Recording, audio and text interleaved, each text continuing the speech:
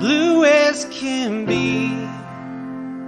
There's something out there calling to me, with no signs of combustion, no wings on the whole. Just when I thought I'd seen it all, and I was born to take a chance. I live my life on the edge, so I'm gonna fly into danger, chasing after them, search for a ghost out in the wind. Well, I don't know why you believe me. It sounds crazy, I know. Such a strange kind of feeling to let go. But we're not alone.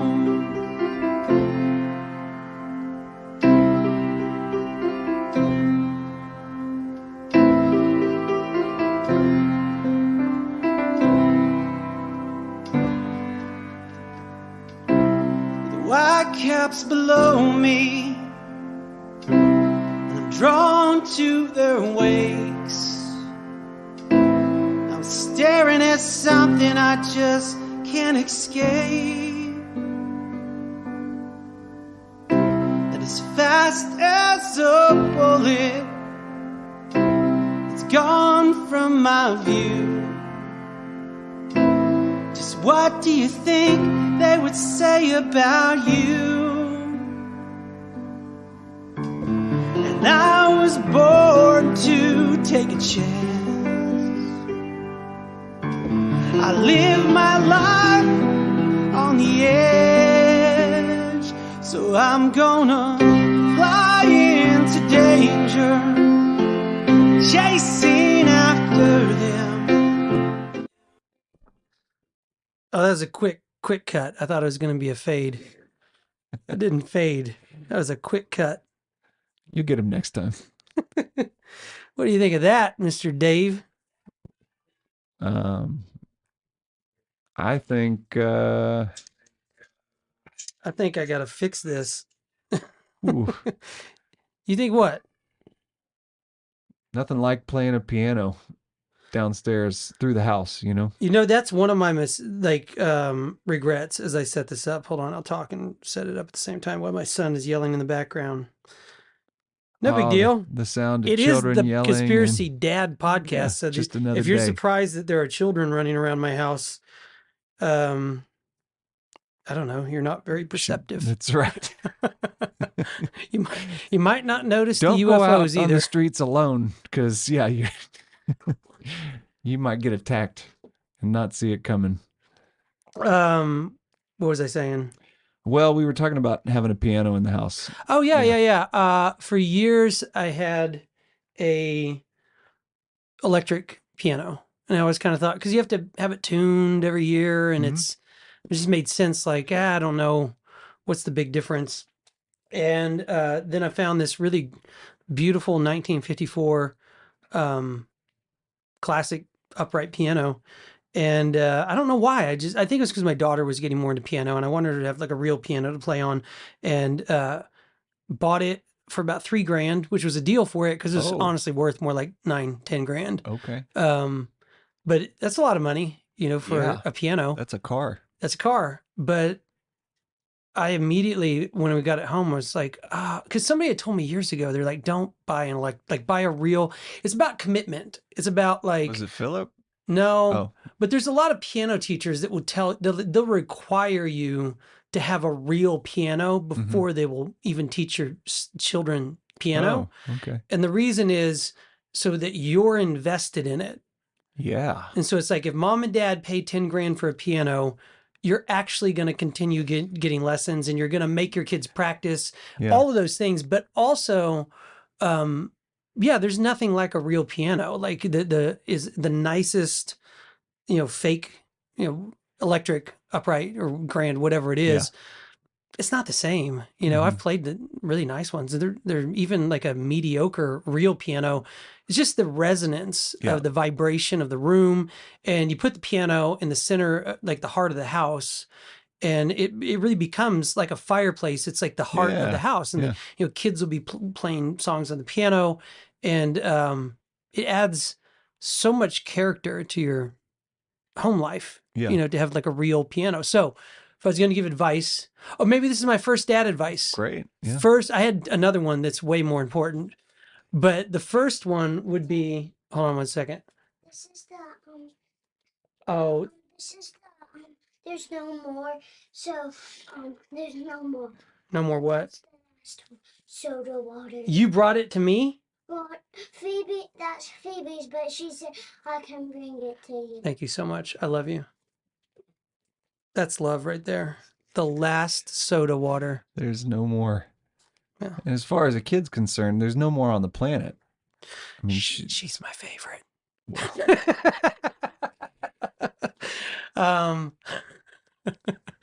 We all have favorites. If you're a parent out there and you act like you don't, you're just not being honest. Like deep down inside, you got one that's a little bit nicer than the others.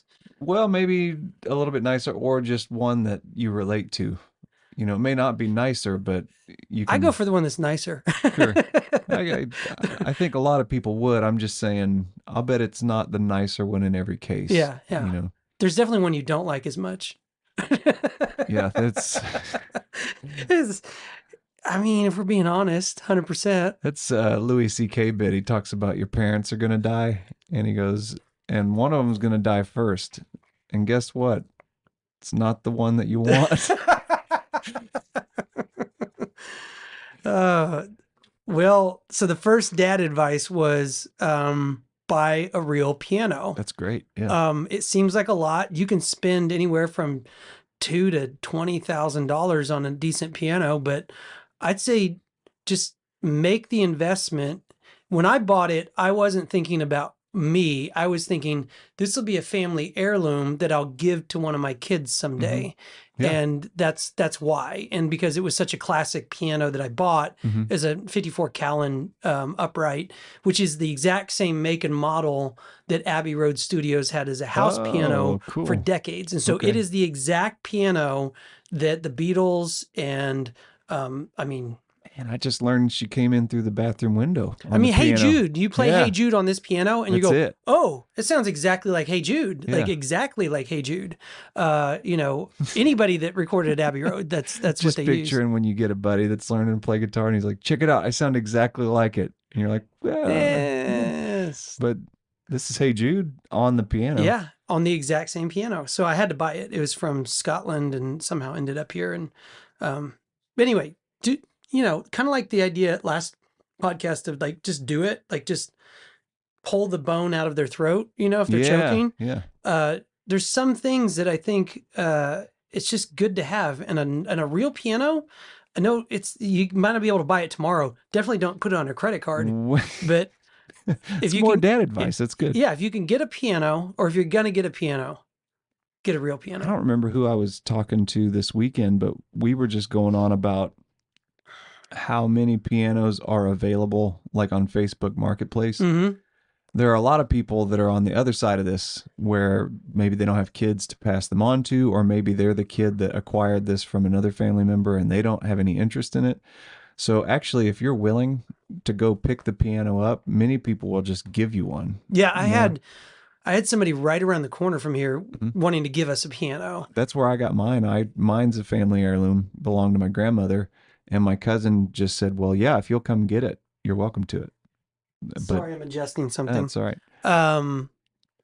And the only reason I didn't take them up on that was because I wanted to record on it. Oh, okay. And so when I went to buy this piano, that is what I said was, I was looking at another one actually, and this guy had a bunch of used pianos because he was a piano tuner guy. So he just kind of kept acquiring them. Well, it was a funny story. His brother was like a 30-year piano mechanic tuner person, and he died like of cancer or something. And so he inherited like 20 pianos, this brother. And he also knew how to tune pianos because his brother had taught him, but he wasn't like, that wasn't his gig. Like his trade. Okay. And so I think his wife was like, you got to sell these pianos. And when I went to his house, he literally had pianos all throughout Just the house. lined up. Oh and my goodness. This was one that when I said, well, I want something that I can record on. So, some of those older uprights that are more like, I forget what they call them, like there's a name for it. It was like a cheaper version. Okay. Well, if you go back and look at the history of it, actually, it goes back to I Love Lucy. So there was a type of upright piano that Ricky Ricardo played on I Love Lucy, and it was I can't think of the name of it. I don't know why it'll come to me in a minute, but either way, it was like a new way of making a piano, and it was cheaper and a lot more accessible, but it was also like really poor quality. And so after that show came out, it was such a big hit. Every house in America bought an upright piano like this because it was just like this, you could afford one, and it was so popular on the show. And you had this explosion of a piano market and people buying upright pianos, but a lot of them are pretty not great. Is it Spinet piano? Yeah. Yeah. Story and Clark Spinet. Hold on, we got an issue. Oh. But you're on. Man, I tell you, the internet. You can We're find still anything connected. on here. We're still connected. But we'll see. I'll try to switch here in a minute. But so yeah, I mean, if you don't have the money, if you just do some searching, there's somebody with a piano. I would just say, inspect it to see if it's something.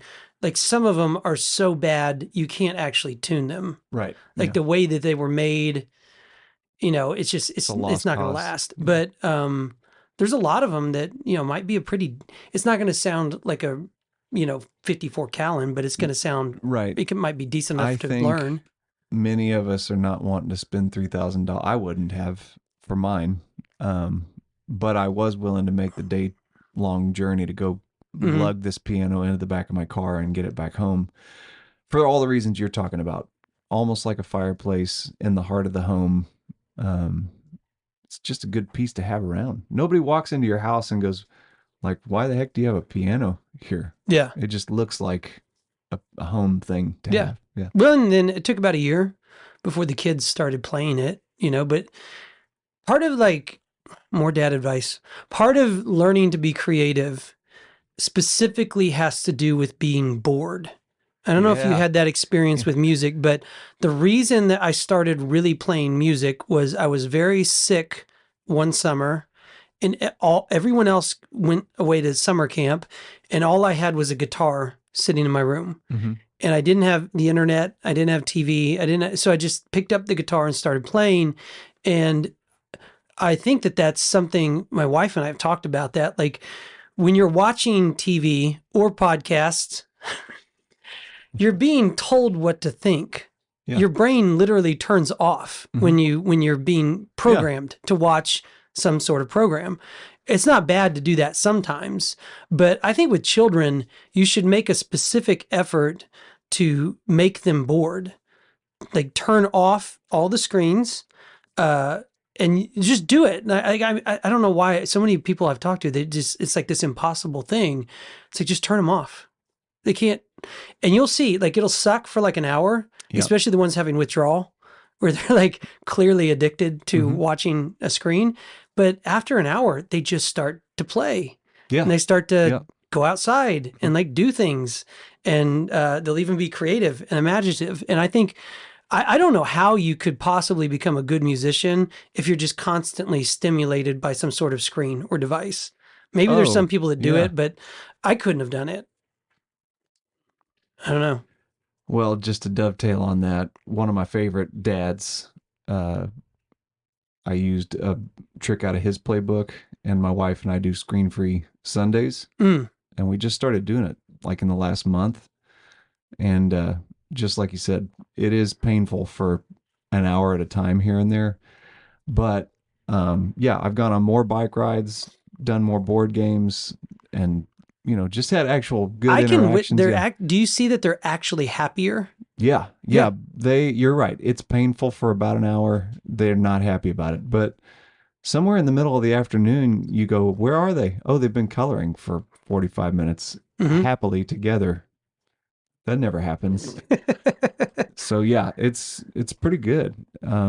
Whether you do a whole day on a Sunday or something, but some kind of forced creativity like that is good. That's another piece of advice I got from another dude who he just was talking about. It's tempting to put a podcast on every time you mow the lawn and every time you're doing menial stuff like folding laundry, but sometimes just kind of make a sacrament out of it. Take the earbuds out of your ears and just focus wholly on what it is you're doing, and try not to hit the fast forward button on the activity. And that can be an act of meditation. It's good for your brain. Sorry, I'm still tweaking stuff. I asked Kanan, my oldest, if he wanted to start being our producer. What did he say? He's going to think about it. I said, you have a lot going on. He's got a lot going on. Okay. A lot of video games. But I said, well, you think about it. If you really want to do it, I said, we talk about interesting stuff and you'll learn a really valuable skill set of, producing a podcast, and I'll put you on the credits. And he's going to get back to me. Was there any piece of that seemed more compelling to him than another? Like being on the credits or learning a skill set? I think the interesting conversation, because the thing that we do have in common is we do like politically, like ideologically, we think the same. And we're very, like, we like to watch. He likes to listen to some of the podcasts that I listen to. And so that's kind of our thing. It's like, hey, can we go listen to this podcast? Okay. So I think he's more interested in sitting over there and like listening to the ideas that we're talking about. When I was his age, I enjoyed sitting around while the grown-ups talked and getting to be kind of a fly on the wall. So I could see the value of that. Did you have some dad advice? I feel like I've been hogging all the dad advice section. I really didn't even mean to go in those two. Well, Screens off, buy a real piano. Yeah, I think those are two. That's sufficient for today. I didn't have anything that was specific that topped that, other than Rocky 3 still holds up, and my son is deep into Rocky right now. So, as a dad, I just couldn't be more proud. Well, he loves Tom Petty and he loves Rocky. You really can't ask for more. That's a good kid. Yeah. I mean, he has a poster of Reagan up on his wall. He's just going to land on his feet. There's no way he doesn't, They talk about how important those first formative years are. He might even be as successful as Hunter Biden if you just keep it up. You know what I mean? One can hope. Yeah. He could be an oil executive or an international finance expert. Who knows? Who knows what he'll become? Hopefully, man, I'll tell you. Speaking of Rocky, and this doesn't have anything to do with Hunter Biden, but I got my ass kicked to the Rocky soundtrack today at the gym. Keep going. I'm fixing our screen. Which is funny. Like, we play music at the gym, right? And so it's open mat for jiu-jitsu. And it's kind of like a junior high dance. You just kind of point across the room to a stranger and go, you want to? Okay. There's this young phenom at the gym. He's like, he might Wait a minute, young. He's like 17. It's like you said a word before phenom, like phenomenal phenom. talent. Yeah. Is that like a cool word phenom. Kids say that I don't know about? Yeah. You're not mid, you're phenom. You're really good. I didn't know that. There's one that my daughter said the other day that I was like, I don't even know that's a word. But it was Riz or something. Oh, it wasn't Riz. It was something else, and I was like, "Is bet the thing? Is that good? I don't know." No, mid's the thing I heard recently. That phenom, but phenom's one that I think I picked up from older folks. Yeah, I don't know if I've heard my kids saying that. A wonderkin. You ever heard of that? No. That's like a young up and comer kind of young go hard. Yeah. Anyway, this 17-year-old punk, he's just beating my ass grappling. Really? I mean, like I was getting beat up in high school.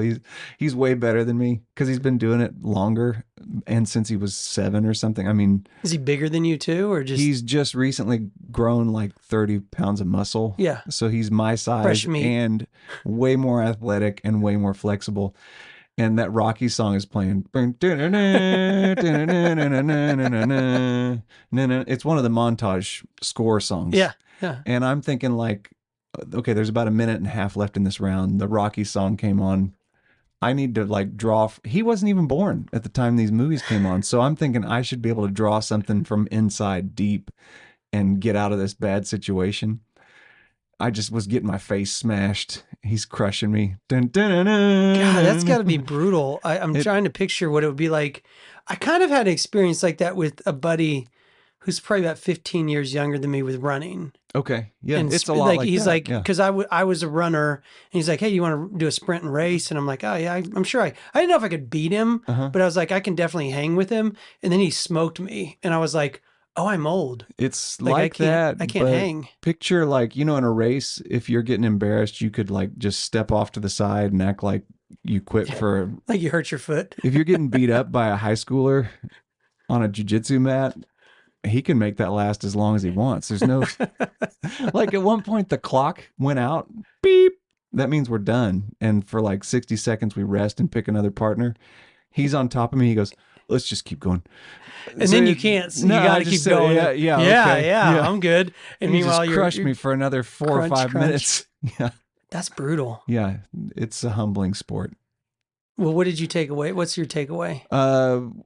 I just thought about Clubber Lang in Rocky 3. Like, that poor guy gets beat up because he's the bad guy. He's the Does everything for you go antagonist. back to a Rocky reference pretty much? Yeah.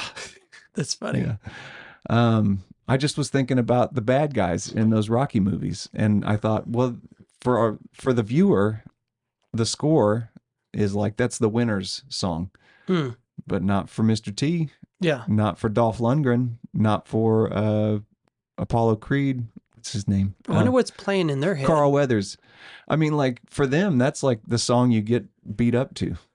Oh, you think they hear the same song that Rocky hears? Because I don't think so. I think when you're watching the movie, that song is supposed to be playing in Rocky's head. Yeah. You know what I mean? Yeah. So in their head, they got a whole other song playing.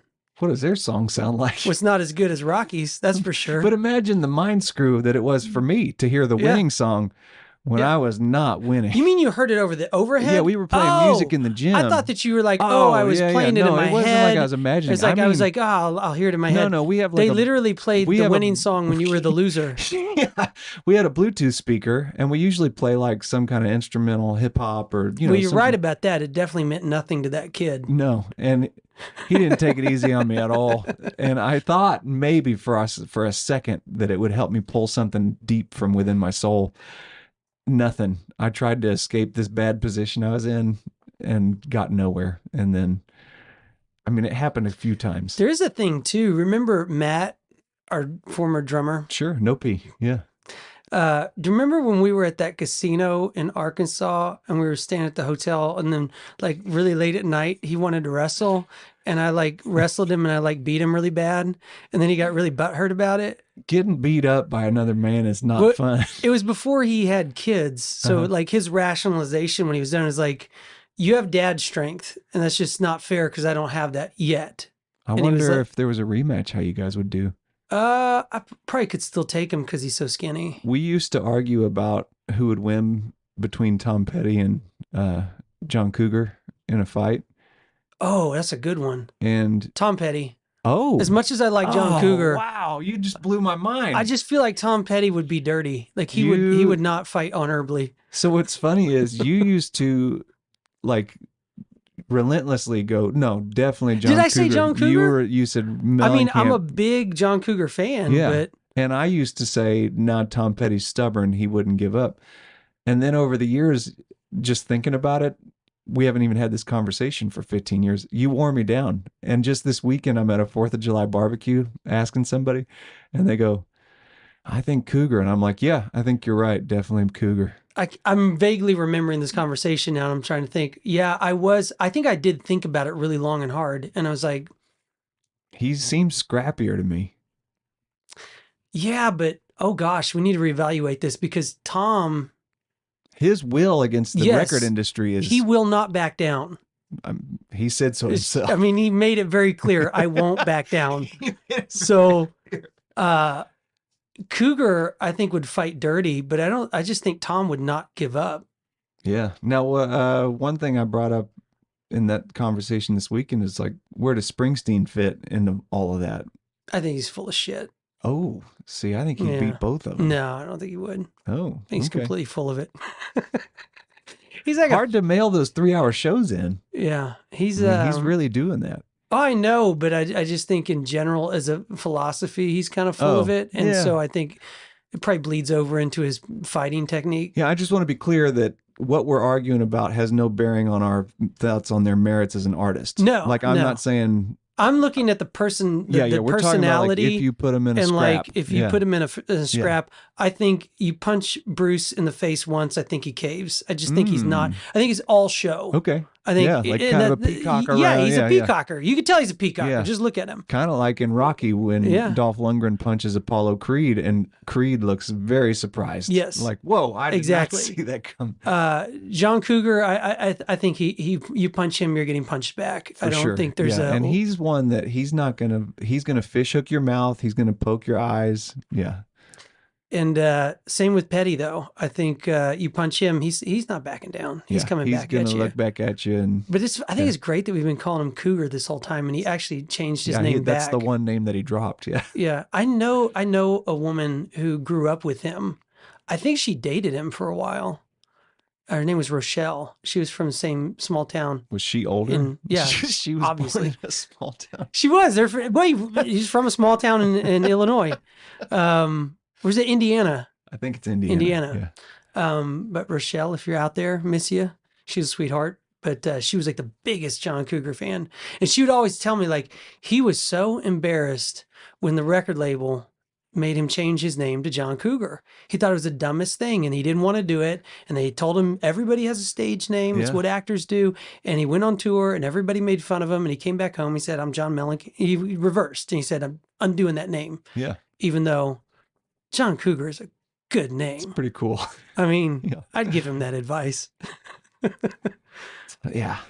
I mean, that's what we're calling him. So that's the more catchy name. Yeah. Well, let's pivot. Sure. As they say in the business world. They got a lot more than they bargained for with that dad chat. Yeah, that dad chat was good. I didn't even get into my real point that I thought about all day. And I was like, that's a good dad advice. So you have to hang on to the next episode. Store that one away for later. Yeah. And it's like a dad food advice that you need to know about if you're a man. If you're a man. So today we're talking about a man, Captain. Is it Captain, right? Commander David Fravor. And if you're paying attention at the top of the podcast, that was a song that I wrote called Fravor's Stand. And it's about Commander Fravor and his encounter with a UFO while serving on the U.S. Nimitz, which is a fleet. Is that right? It's not just one ship. It's like multiple ships. Is that right? My understanding is it was an aircraft carrier. But okay, just a singular aircraft carrier. I apologize if we're losing our video feed. I'm going to try to fix this, but it keeps jumping on and off. But I think we're back on.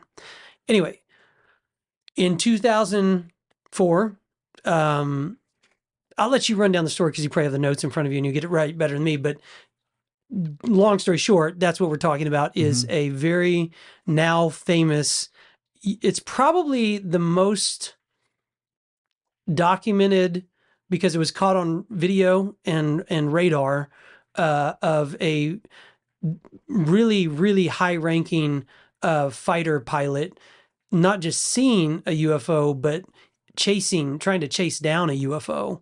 And he recently came out and did a few podcasts talking about that experience. He's done a lot of interviews. If you want to know any more about the Nimitz Tic-Tac incident, just put Tic-Tac in Google and that's what's going to come up. And there's been a lot of him talking about it. But do you want to run through the specs of kind of technically what happened? Yeah. I just had the New York Times article pulled up, but you're right. 2004, Fravor is the CO, the commanding officer of the Nimitz. And so he's got something like 300 people under him. They're about to go. Is he Wait a minute. Is he? I don't know if he's commander of the Nimitz. Is he? Correct. Yeah, I'm sorry. He's commander of the Blue Angels. It's the Black Angels, I think. I mean, they got a cool name. I thought it was Blue Angels. No. No. Blue Angels is like the guys that they go out like as a marketing tool. But it's specifically a fleet of fighter jets. Correct. Like it's not. He's Yeah, not. like He's not the 40 captain fighter of the jets. ship. He's No. just the commander of the fighter jets. Yeah, but he does have a couple 300 people under him. He's top dog. Yeah. He went to Top Gun. Like that is where he went to school. Correct. He is Maverick if in person. Like that is that's who he is. Yeah. So he is a legitimate, like a bona fide Top Gun instructor. 24 years of military experience. He was commander. And yeah, he was not in charge of the ship, but he was one of the top 20 guys in charge of that ship. And under him are a couple 300 people who are like a flight crew and everything that he's got to manage. It's late in the year 2004. November, I think. Correct. Yeah. 2004. They're getting ready. They're getting geared up to go to Iraq, and for their deployment. And they're going out on a training exercise, off of the coast of California. Baja? Yeah. Like San Diego area. And yeah, it's him. So it's two jets, is my understanding. It's him and his what he calls a Wizzo. So it's the Goose in the back seat. What does Wizzo mean again? It's weapons, like weapons special operator. Operations. Okay. Yeah. So it's WSO. His Wizzo's in the back, and then it's a female pilot, Alex. I forget her last name, but she's come public too now. She's not near as public as he is. I think the Wizzo is not though, because he's still serving. Okay. Yeah, So that he's sounds right. Respected that and not said So there exactly are who that is. four of them out there in the air. And before they take off, one of the traffic controllers or the tower guys says, "Hey, we've been seeing these blips on the radar, these craft. We don't really know. We've been seeing these objects." They kind of thought maybe it was like drug smugglers, didn't they? Right. Or yeah. that's what Fravor thought. Right. Was like, because that happens pretty often. The where they'll tower guy didn't say, "We've been seeing UFOs." He just said, "We've been seeing some activity out there. So, this is just a heads up for you." And then once they're flying out they're about to do like a game, like a spar or like a pickup basketball game, a training exercise. They're not armed. Correct. They have dud missiles attached to it because they're just training. Right. So they are going to what would be their goal line in a football game in the scrimmage, and a couple other pilots are headed to the other side of the field, the flight field, to do the same. While they're en route to go to their cap point, is what that's called, tower guy says, "Hey, one of those objects is popping up. This is no longer a training mission. This is a live operation." So Fravor goes to the area where he's, supposed to be looking for whatever this is. And that's where he says he sees some whitewash in the water, as if something's bubbling up from the water. Mm-hmm. And then he sees this, what a lot of people have heard of, people refer to this tic-tac bubble up from kind of just above the water. So he sees whitewash, and like you said, at this point he's kind of thinking, is this some kind of a helicopter, drug running, something? And he directs his wingman, the female pilot, to stay up at about 20,000 feet, or is it 20,000 miles? Up at 20,000. Yeah, miles would be much higher. Miles is higher than feet? Okay. Yeah, 5,280, I think. Oh, all right.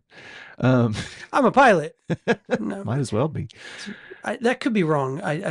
That's coming from the back of my head, like long ago. Somebody, I was like 5,280 feet. So 20,000 miles would be like 10. You'd be at the 100,000. Yeah, you'd be way up there. Almost. No, not halfway to the moon. Halfway to the moon. Okay. Which we know. We know that you wouldn't be there. Yeah. Those radiation belts so would stop you way before you got there. So you get the female pilot, the wingman, is monitoring from their altitude that they're maintaining while Fravor goes down to check it out. He engages this tic-tac object, sees that it's not a helicopter. There's no jet wash. There's certain signatures he says that they can look for even just from a distance. You see rotor wash, you see a tail, even just the way it moves too. Yeah. You can. He identifies aircraft for a living. Sure. He knows if it's something helicopter, boat, Right. airplane, whatever. He's the guy that would know. Right. Back to my point of the other one. If he's not an expert, This is who very is? much, You know what I mean? I thought that a lot of times listening back to interviews with him was what you were saying. Well, if this guy's not an expert, because he said it was about 40 feet long. And he said, I know that because the planes that I engage for a living for 20 years were all about 40 feet long. So I know what a 40-foot long object looks like out of the window of my plane when I'm at that altitude. He engages this object, and the object mirrors some of his movement. And the way Fravor describes it is it looked like this object noticed that he was engaging it and behaved in such a way that it was just kind of. I think he described it like a game of like a duck duck goose. Yeah. When he's coming down, this object turned towards him and started to like circle each other as they're getting closer. Almost like a duck duck goose, but like a I remember he did say he never felt threatened by it, but it was like scoping him out. Like he's looking at it, it's looking at him. They're coming closer together. Yeah. So, and then at some point in the middle of this engagement, this object just zips off, disappears. And he asks his wingman, who's watching kind of bird's eye view, no pun intended, do you see it? She says, no, it's gone. So it's not just one of these where like on Top Gun, oh, I lost him, I can't find him. You know, it's like somebody was watching. 3 people saw it disappear, right? Yeah, this thing is gone. And so, okay, well, we're heading back. And as they're coming back, I think the tower guy radios and says, hey, Skipper, you're not going to believe this, but that object's back at your cap point. So like right where you just started, that thing's back there now. I don't know if they were running low on fuel exactly or what, but they bring their 2 jets back, and already one of his other pilots is geared up, loaded up, and taking off to go try and check this out some more. And so it's actually the Wizzo from this other jet that went out, this second run. They got the video footage. They got the video of the Tic Tac. So if you Google or YouTube Tic Tac footage, that's what you're actually seeing is this. It's 1 minute and 30 seconds of this Wizzo on the second group of the flight, trying to capture. And he captured it on, like he was switching infrared, like different versions of the video. Correct. Because he was smart, and as he was trying to capture like multiple layers of evidence of what exactly he was looking at. Yeah. And there have been debunkers who have tried to explain away, but if you go and listen to Fravor, you know, he's real like, look, it's easy to like sit here and say, oh, it was a bird or it was whatever. It's like, this guy, he's an expert. I don't know who else would be an expert. Right. And, you know, 20 plus years of identifying aircraft in engaged situations. I think he would know if it was a bird. My impressions of Fravor after I listened to 3 interviews at least, and possibly excerpts of a few more, but some of them were a year or so apart. And the one that you sent me was like this year. It was pretty Last recent. week. Yeah. Kind of like we talk about Lazard. I mean, the story does not change, and he's very matter of fact about it. I get no indication that he's seeking some kind of glory or monetary gain from it. I mean, like one of those interviews, I think with Friedman, he makes some crack like, I haven't made $1 off of this. He says to Lex Friedman, he's like, you didn't pay me to be here. Whereas like when we were talking about Grush on the last episode, I don't know, probably from my tone, you could tell I was kind of like, this guy, I don't buy. I don't like this guy. You buy Fravor much more than Grush. Absolutely, yeah. Fravor struck me as any experienced military guy I've met, and guy that age that's, you know, led a successful professional career. He's got nothing to prove. Kind of has that matter of fact nature about him. Like I just don't hear from him. Like he doesn't sound needy. Like he's trying to convince me of anything. And like you were talking about debunkers, Nick West is one that's a more notable debunker about not only the Tic Tac, but a few other. Oh, lots. It's all he does is try to debunk UFOs. And I thought Fravor's response was what it should be if you actually were confident in your story and believed what you were saying. He was kind of like, well, he wasn't there, and he's not a pilot, so Yeah. he can believe it or not, but that's what happened. And I was like, yeah, that's what I would think. I would go, well, I don't care if he believes it or not. It doesn't affect me, you know. Well, I think a lot of people that are trying to give some sort of explanation as to what it was will kind of immediately go to, well, it was obviously some sort of advanced U.S. technology, experimental aircraft that he was kind of being tested. Like it was like, an engagement with our own people to see how we would respond to it. And there, he pushes back on that and says like, they don't do that because, you can actually really easily crash into the ocean. Like there's actually, the idea that we would send up an experimental aircraft to test against our own pilots without letting them know that this was a test would be against their code of conduct for sure, but also just, their safety codes. And in his opinion, they've never done that. In his opinion, he is aware of of the most advanced tech that we got out there right now. Sure. And he's saying this thing was not just kind of more advanced, it was light years ahead. Yeah. Just based on the physics of it, he's like, we don't have anything that can do what this thing did. When he talks about it disappearing over his, and taking off over him, going over the horizon in like a second. Right. Like we don't, there's nothing that can do that. He was talking about like the SR-71, I think, is the fastest jet that we are aware of. And he said, even that, when you're at the altitude that we're at and you're out over the ocean where there's just nothing to impede your vision, he said, you can watch it for 30 seconds or whatever as it takes off into the distance. You can see it disappearing. Or he said, same thing when you're watching a rocket launch into space. You can watch it. It's going fast. It's going hard. It's going a long ways. You can kind of see it dissipate into the distance.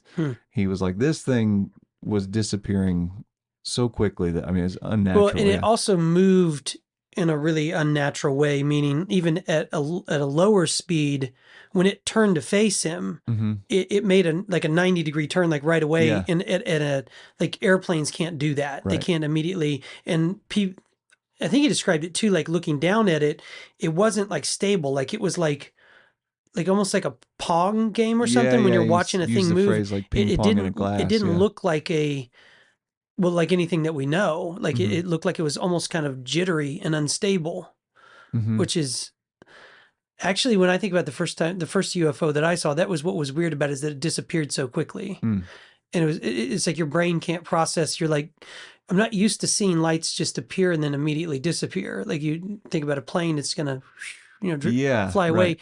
And I had that same kind of feeling when I saw it. I thought that was what was weird, is that lights don't move like that in the sky. I've never seen that before. I don't know if it's exactly like what he saw, but it was kind of like that. Almost like I'm looking at an animation or something. I'm not looking at reality. Yeah. I don't know if that makes sense. No, I get it. It's foreign to the way you're used to watching things move. Even like a comet or like a satellite or anything else in the sky. It doesn't just bloop, bloop, here, gone, kind of movement. I didn't mean to make this about me. Well, man, it's funny, just to touch on that for a moment. I was unaware of Mick West, the debunker, until today, really, looking into this. And like a lot of these topics we've discussed in other episodes, I'm trying to seek out a naysayer or the other side of the coin. I thought Mick West had a lot of interesting things to say about a lot of other topics. What's interesting about Fravor's account is it's a lot easier for me to find Mick West explaining away things like the gimbal video or other current videos. He's pretty dismissive of Grush and a lot of other things. But the only thing I heard him say, and I'm sure it's not the only thing that he's made a comment about in regards to Fravor, is just that Fravor would say himself that it's easy for a pilot to lose perspective on how far away something is over the ocean because it's a big, vast, ambiguous blue landscape. But that's it's not a correct representation of what Fravor was saying. What Fravor was saying is many pilots, if they don't trust their instruments, can lose track of what's up and what's down in the ocean, and you can lose track of how far away from the ocean you are because it is so big and blue. So you sorry if there's a blip in this. Our stupid system messed up. Stupid system, stupid intern. Stupid intern over there didn't do it right. But if there's a blip, right back in. Here we go. We were talking about Fravor over the ocean. I just saw Ghostbusters over the weekend. Speaking of movies that still hold up, and I love, the lawyer character. Oh yeah. Oh God, I forget his name, but Redbeard. Mm-hmm. And he says to the police officer, he was in Ferris Bueller too, wasn't he? I think is it the same guy? Walter Peck, that's who he plays in Ghostbusters, and yeah, he might be in Ferris Bueller as well. He plays a good antagonist, but I love the line where he's talking to the police officer, and he says, "If he does that again, you can shoot him." Yeah. And that is what will happen to you. Yes. If this happens again. If he does it again, you can shoot him. Don't tell me how to do my job. That's right. Yeah. It's not the same guy from Ferris Bueller, though. You're right. He's from... Oh, you know what? Ferris Bueller's the guy from the Duck movie, Howard the Duck. Yes. Yeah. Redhead. Yeah. The guy you're talking about, he was like in Groundhog Day or something. Like he's in it several of those around that same time frame. He's a little more... The dude from Howard the Duck and from Ferris Bueller's like a little more comedic. The guy from Ghostbusters, Walter Peck, you have a visceral response when you watch him. He's got more malice, like a very dislikable character actor. He does a good job. So Fravor is over the ocean. I forget what we were saying. He made the comment in one of the interviews that it's easy for pilots to get disoriented, especially with that much blue and broad things going on. And one of the points that Mick West made was, well, Fravor himself said that pilots can get disoriented with distance. And but he wasn't saying that he was disoriented. He was just saying that that could happen to some pilots. Fravor made the comment about it's hard to judge distance over the ocean relating to something else. It wasn't specifically pertaining to him tracking this tic-tac object. He was very clear about, no, I know what I saw. Yeah. Like in his case, he's saying, no, I wasn't confused. I know exactly what I was looking at, and it wasn't anything that we've ever seen. My wingman was watching the whole time and would have said, you're getting real close to the ocean, buddy. Yeah. So what I thought was interesting about Mick West in regards to Fravor was that I didn't hear as many comments debunking Fravor. And also, Fravor is very matter of fact about, he said, I've heard some weird accounts that, somebody watched our video feed live of us engaging this tic-tac. He said, our planes don't even broadcast They didn't videos. have that ability at that time. He's like, that's not even a possibility that happened. So anybody that says that's not true. He said, I've heard accounts of that video being edited down to the minute and a half that it is. He says, no, it's a 90-second video. It's not a 10-minute video. It's nothing like the government's not hiding all of that. So I just thought he doesn't, if he's acting out of sorts, if he's, making this up, it's very believable to me what he's saying. Well, that could move us into some of the theory side of this, of what exactly is going on, because I feel like I've studied this case and lots of these cases and thought about it a lot. And I think you come down to, there's only a few possibilities of what actually could be going on. Possibility number one, David Fravor is who he says he is. He does what he says he does. And he encountered something from out of this world, that he engaged it in some sort of combat kind of situation over the ocean. Could it be super advanced tech that we have that he just didn't know about? That's a possibility. I think he even admits that maybe that's, except he'd think that would be very strange. Mm-hmm. The other possibility is, back to the idea of the podcast we did a while back, is faking an alien invasion. And maybe he was planted there You know what I mean? Like, I feel like he believes what he's saying. Right. Like, he knows that what he saw was out of this world, crazy technology. He could be kind of a pawn in a larger, Interesting. you know what I mean? Like, yeah, we don't normally test like our a tech. Sirhan Yeah, sort of well, if you were going to fake an alien invasion, you would need credible accounts of aliens coming to Earth. Mm-hmm. And he could be that. I mean, he could be, they don't normally test things on pilot. The thing is, it seemed like it wanted to be seen, whatever it was. Mm-hmm. So either it was an alien that wanted to be seen, or it was us that wanted to be seen. Mm-hmm. And if we were faking an alien invasion, we would want to be seen from time to time to fake the alien invasion. Yeah. Or he could be in on it. I mean, I've thought about this too. Like, who is one of our favorite actors? Tom Cruise. Tom Cruise. Yeah. Tom Cruise can act. He can make you believe that he is somebody he's not. It's unsettling. He can tell you a story that is not real. That that he makes us believe that that's a real. Yeah. He's that good. And I've thought, is there a program? Like, if we have a Tom Cruise, maybe we have a Tom Cruise that you don't even know about. It's conceivable. Who is a fighter pilot who tells a story that seems extraordinary, that is part of a larger narrative to do a fake alien invasion. Mm-hmm. It's I'm just saying it's a possibility. Yeah. I'm not saying that's what my personal opinion is. I don't think that's what he is. Yeah. He doesn't. If he is, he's kind of like, it's like method acting. Like, he's pretty good. But you would kind of need it to be that, right? Like, his friends and family would have to vouch for him. It'd be pretty deep state. It'd be like, you're MK Ultra. You know what I mean? Like, really deep down. Man. But the question would be, like, could we even have something like that going on? Like, could somebody be that undercover? They could, I guess. Like, I mean, it's that was conceivable. a long silence.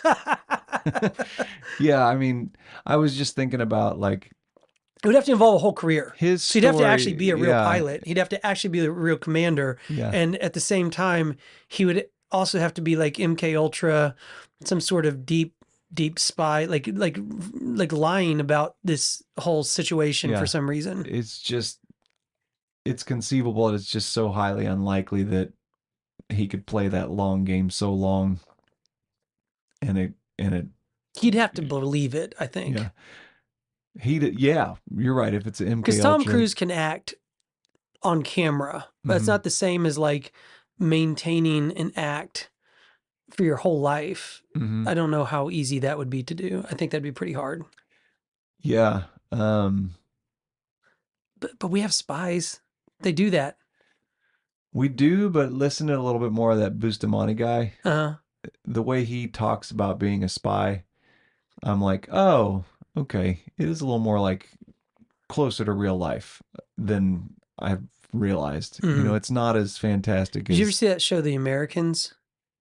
No, but I know what the premise is. Yeah. It makes me think of that. Like, could you like be living a whole fake life and people not really? The only story.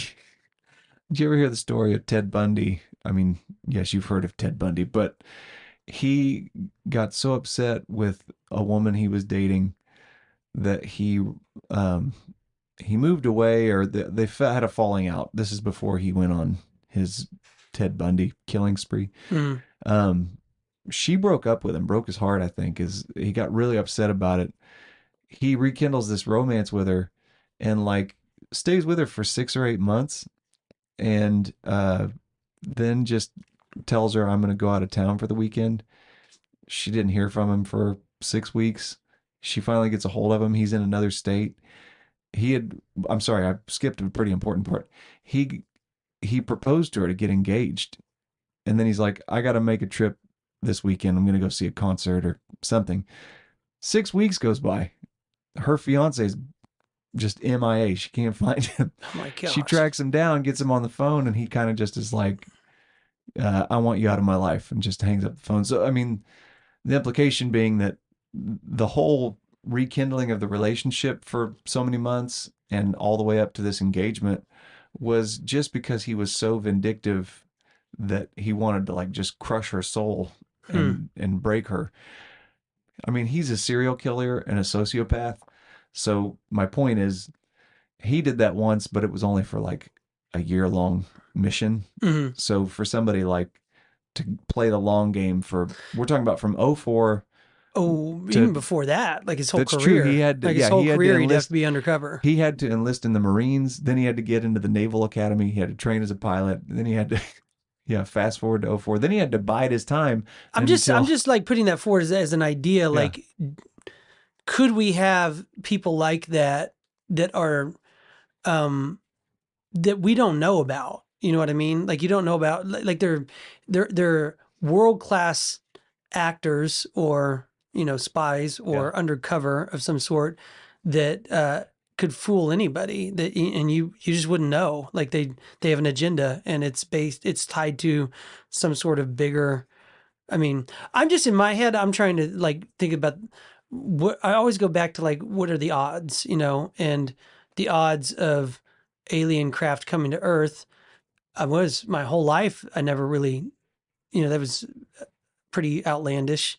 But now, since 2017, just seems to be like specifically ramping up. And the same criticisms I'd have of Grush, it just seems like, oh, I'm a whistleblower, but the whole military apparatus seems to be like okay with me. Like nobody's stopping him. You know what I mean? As if this wasn't so. Maybe it's not a real threat. Maybe I don't know. Maybe we've assessed it. I mean, my personal opinion is I think that I don't think he's an actor. He seems very genuine, but I'm just suggesting that, well, maybe he is. Maybe he's completely full of it. He's saying something really extraordinary. We have very little evidence, just a grainy video and a lot of testimony, but he seems to be validated. There's a lot of people that have said he is the real deal, Yeah. So I don't know, man. It's a tough one. As I can be talked out of most of them. This is, I think, the most credible one, but you're right. At the end of the day, it's 90 seconds of kind of grainy video. I don't really know what I'm looking at except for when he explains it. Did you see, I just thought of it, but did you see that video I sent you of Coulthard from the other day? No. The interview he gave? Who's he interviewing? I forget who he was interviewing, but they were asking him about if we had these craft, something about like where they would be, or why they, how he could keep them secret. And he, I'm sure more will come out about it, but he said, what if I told you that some of these craft that they've found are so big they can't be moved, and we've actually built entire buildings around them to conceal them? That's what he said. It's like, I don't know, man. It's a hell of a thing to say. But then, and he said, but he also said specifically, they're outside of the United States. That we've found some that are so big they can't be moved. They're outside of the United States, and to conceal them, we just literally built entire buildings around them. I don't know. Yeah. Not a lot there, except that's a hell of a thing to think about. That's something to say. I guess I say that because, okay, another weird thing about Fravor. Fravor believes Bob Lazar. Yeah. Fravor believes David Grush. I know. Fravor, I'm trying to think, there's somebody else that he believes. I mean, he's on board Lou Elizondo. Fravor believes Tom DeLonge. I know. Like all these people that it's like super, super credible source. And then a guy that writes songs about like the most infantile, ridiculous things in the world. It goes back to Tom DeLonge, and you go, what? Who was the one that really got this all rolling? Tom DeLonge. He's the one who got it rolling. He's ridiculous. And I mean, even Lazar, like I mean, I've written about Lazar, and I love his story, but there's a lot, if you're being honest, there's a lot of holes in Lazar's story. and it involves a massive cover up. Right. He says he went to MIT. He says, and I don't know, we can't explain Lazar all of a sudden, but he's another guy he is claimed to be part of an effort that was reverse engineering UFOs back in the 1980s and 90s.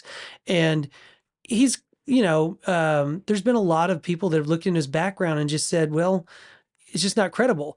And he's really not ever debated a real scientist. I know Eric Weinstein had an ongoing thing with Joe Rogan saying, can you set up, I'll come on. And Weinstein has been very into the UFO topic as a scientist, and Right. he's surprised by it.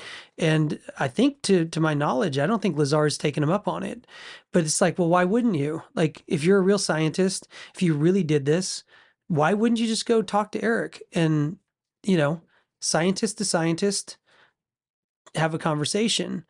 People would say it's because I think a real scientist would poke holes in his story pretty quick. But begs question, well, why is Fravor out there saying, I mean, he says in the interviews that Lazar's the real deal. Yeah, that was a weird moment for me looking into this, was listening to Fravor buying more in. Like, God, I really believe this guy. He's a likable dude. Seems credible. Seems pretty unassuming. Like he's not trying to sell this to me too hard. And then he says, yeah, Fravor. He's like, yeah, I met Bob. Bob and I get along real well. He's a regular dude. And I'm like, okay, well that. I wouldn't describe him as a regular dude. Yeah, I would agree with that.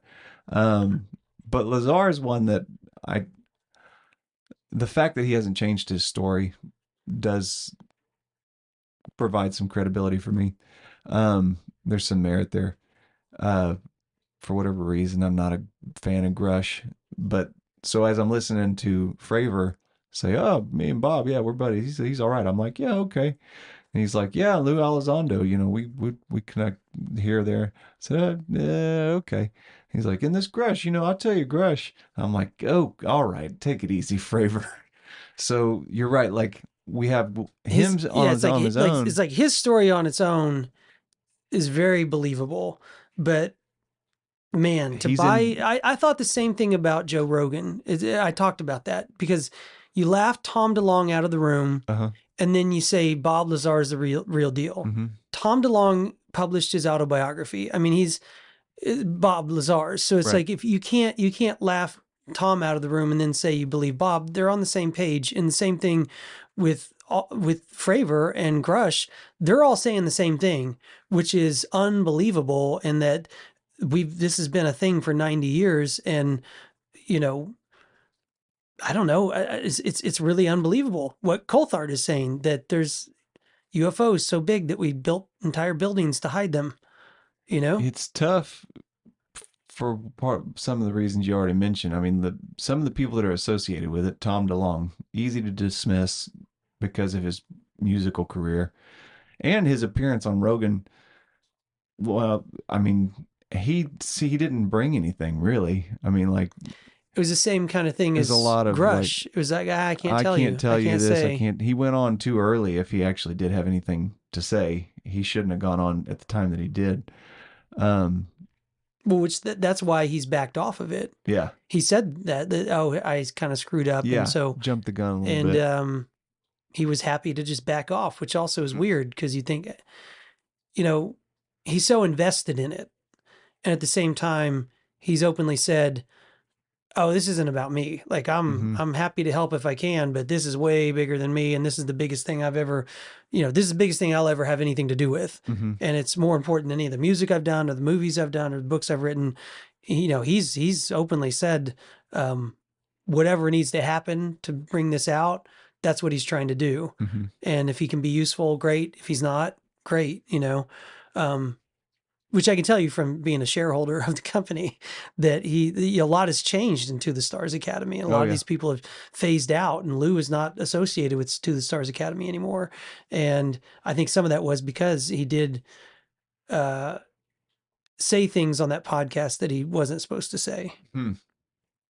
He said that too. So, yeah, I mean, yeah, it was helpful. Whatever, I think you sent me the link of the replay of it, and it's him giving a little bit of a debrief on like or just kind of a recap on after the interview. It might have been even a couple years after the interview happened. It was, yeah. Him going, well, I really wasn't as prepared as I should have been going into that. Didn't expect, the questions he was going to ask. So I thought, okay, fair enough. Maybe Fravor just doesn't know as much about the history of these interviews and stuff as we do. Yeah. When he says he believes Bob, maybe he hasn't listened to a lot of the debunkers who have poked holes in his story. The couple of interviews I listened to, he made that comment more than once. He's like, I'm not a UFO guy. That makes sense. Which is one of my favorite. I was hoping I'd find a spot to bring this up. But one of my favorite just anecdotes that Fravor shares is he says, I'm not a UFO guy. Matter of fact, he said, when we would be out doing instrument flights at night in our jets, you've got your instruments on, you can, the heat sensors are so sensitive that you can spot a campfire from miles away.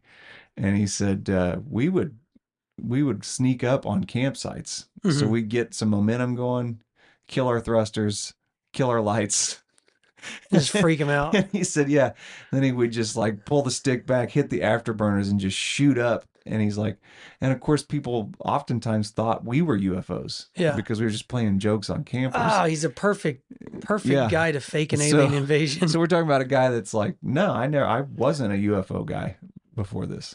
And he's even in that recent interview you sent me from this past week, he said, I don't know if it's aliens or what.